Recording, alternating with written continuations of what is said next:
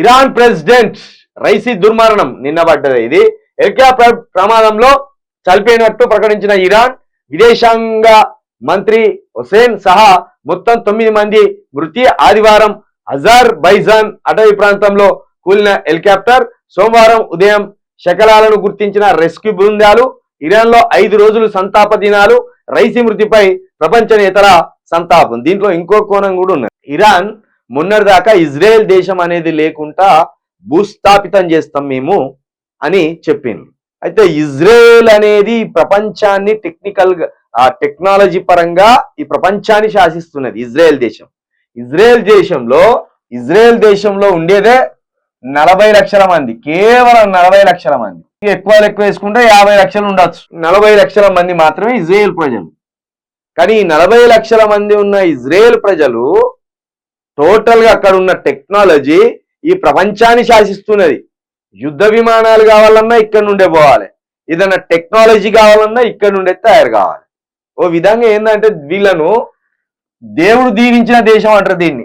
Bible ప్రకారం తీసుకుంటే దేవుడు దీవించిన దేశం, దేవుడి ఆత్మ ఇక్కడ ఉంటది అనేది అక్కడి ప్రజల విశ్వాసం. అందుకే మేము 40 లక్షల మంది మేము ఉన్నా ఈ ప్రపంచాన్ని శాసిస్తున్నాం అనేది వాళ్ళ విశ్వాసం. అయితే ఇక్కడ ఇరాన్కును ఇజ్రాయెల్కి ఇది అనాదిగా వస్తున్న ఒక పంచాయతీ ఉన్నది. ఏంటంటే ఒక 42 ఎకరాల భూమి ఉంటుంది. 42 ఎకరాల భూమి ఉంటుంది. ఇది దైవస్థలం అంటారు దీన్ని. ఈ 42 ఎకరాలను ఈ 42 ఎకరాలను స్వాధీనం చేసుకోవాలని ఇరాన్ ప్రయత్నం. ఆ 42 ఎకరాలు మాది అనేది ఇక్కడ ఇజ్రాయెల్ది. అక్కడ చీమ కూడా ఎవరిని జోరనీయం అని. ఈ ఇరాన్ ఒకప్పుడు ఐగుప్తు దేశం అనేది. ఐగుప్తులు అంటారు వాళ్ళను, ఐగుప్తు దేశం. ఈ ఇజ్రాయెల్లకు ఈ ఇరాన్లకు ఐగుప్తులకు రాకపోకలు ఉండేది.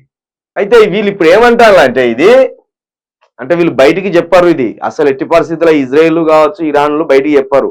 ఇది హెలికాప్టర్ ప్రమాదం అని ప్రపంచానికి కనిపిస్తున్నప్పటికి కానీ దీని వెనక కోణం మాత్రం ఇది ఖచ్చితంగా ఇజ్రాయెల్ టార్గెట్ చేసింది అన్నట్టు కూడా కొంత బయటికి వినిపిస్తున్నాయి. ఇజ్రాయెలే టార్గెట్ చేసింది. ఎందుకంటే ఇరాన్ అధ్యక్షుడు ఒక ప్రైవేట్ మీటింగ్కి పోతుండు. బయటికి ఒక వార్త చెప్పినప్పటికీ ఈయన ఒక ప్రైవేట్ మీటింగ్కి పోతాడు. ఇజ్రాయెల్ను భూస్థాపితం చేయాలని కొన్ని ముస్లిం దేశాలతోటి మాట్లాడి ఒక ప్రైవేట్ మీటింగ్కే వెళ్తున్నా అన్నదే టాక్ కూడా ఉన్నది. అది ఎంతవరకు నిజమని తెలియదు కానీ ఊహాగానాలు సమాచారం నేను వెబ్సైట్లో వెతికిన. ఈయన ఇజ్రాయెల్ దేశం ఎప్పటికైనా భూస్థాపితం చేస్తాం, ఇజ్రాయెల్ని స్వాధీనం చేసుకుంటాం, అది మాది అని ఈయన ఒక 1 నెల రోజుల క్రితమే బాగా స్టేట్మెంట్స్ ఇచ్చిండు. ఆ క్రమంలో ఇజ్రాయెల్ ఎప్పటికప్పుడు అప్రమత్తంగా ఉంటారు. కాబట్టి ఇది దుర్మార్గమా, హెలికాప్టర్ క్రాష్ అయినా, లేకపోతే ఇజ్రాయెల్ కుట్ర ఉన్నదా, లేకపోతే ఈయన ఇంకేదన్నా కుట్ర ఇజ్రాయెల్ మీద అల్లిండా, ఈ కారణాల వల్ల ఏమైనా ప్రమాదం జరిగిందా అనేది కూడా ప్రస్తుతం ఇప్పుడు ప్రపంచ దేశాల్లో జరుగుతున్న చర్చ ఇది. మరి దీనికి సంబంధించి అయితే వార్తల ప్రకారం తీసుకుంటే మాత్రం దుర్మరణం చెందిండు, హెలికాప్టర్ క్రాష్ అయింది అన్నారు. ఇట్లా వైఎస్ఆర్ ఉండే కదా మనకు, వైఎస్ఆర్ హెలికాప్టర్ క్రాష్ మీద కూడా అనేక అనుమానాలు ఉండే.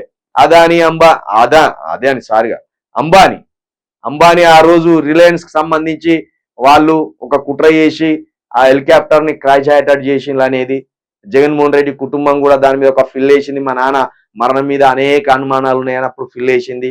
తర్వాత వాళ్ళది హెలికాప్టర్ క్రాష్ వాళ్ళని చనిపోయింది అన్నారు.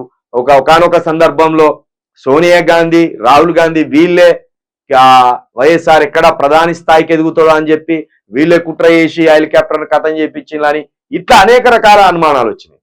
కాబట్టి ఒక పెద్ద స్థాయి వ్యక్తులు చనిపోయినప్పుడు దాని వెనుకున్న అసలు కోణాలను బయటికి దాదాపుగా రావు.